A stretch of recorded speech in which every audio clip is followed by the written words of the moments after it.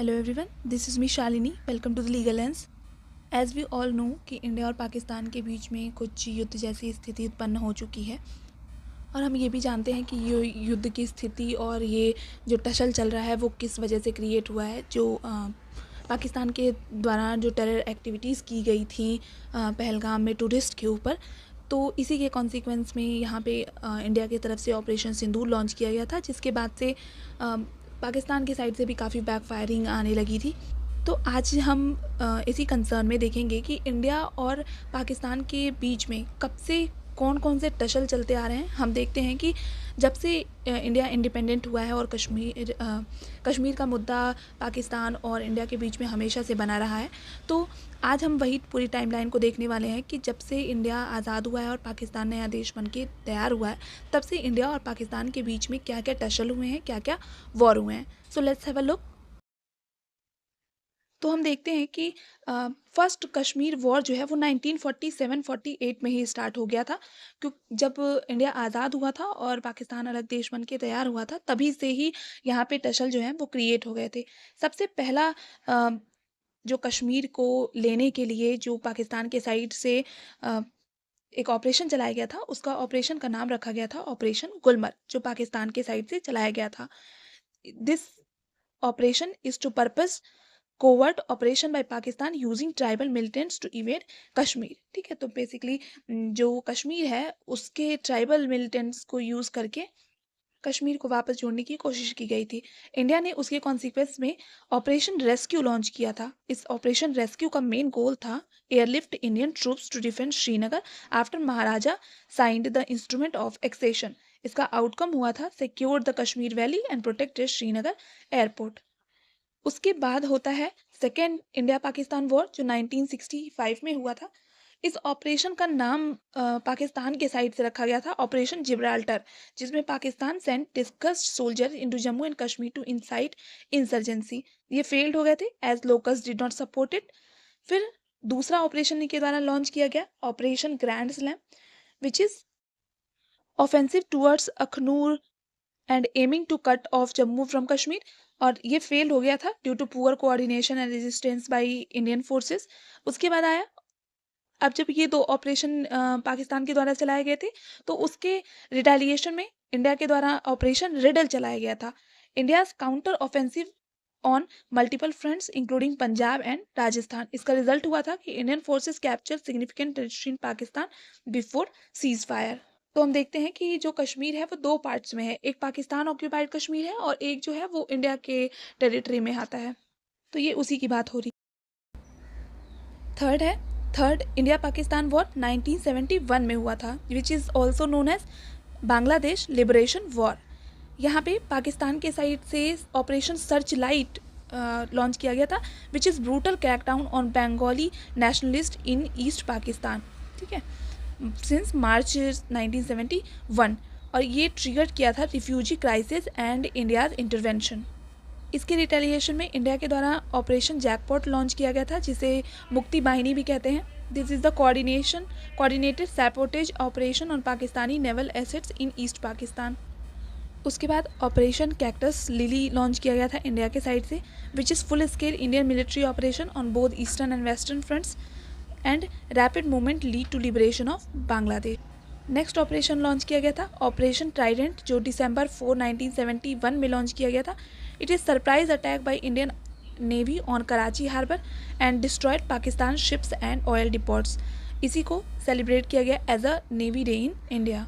तो 4 दिसंबर जो है वो नेवी डे के रूप में भी सेलिब्रेट किया जाता है।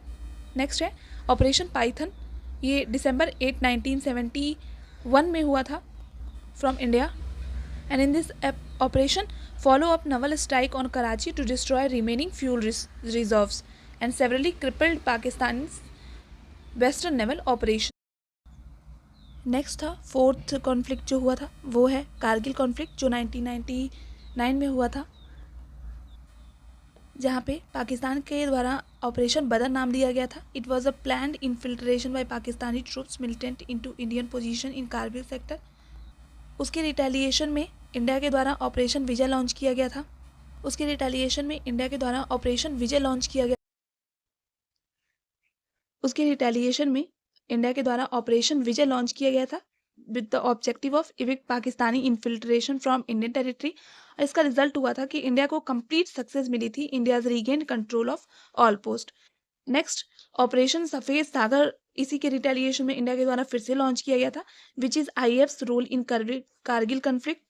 Next, targeted enemy position with precision air strike at high altitudes. Fifth conflict हुआ था post Kargil, counter terror and retaliatory operation, जो कि इसका ऑपरेशन का नाम रखा गया था पराक्रम। ये 2001 से लेकर 2003 के बीच में चला था। After the parliament attack 2001, India mobilise troops along the border. तो जैसा कि हम जानते हैं कि टेरर अटैक हुआ था इंडिया के पार्लियामेंट के ऊपर, विच इज़ वेरी हार्मफुल, और इंडिया को काफ़ी नुकसान हुआ था उसमें।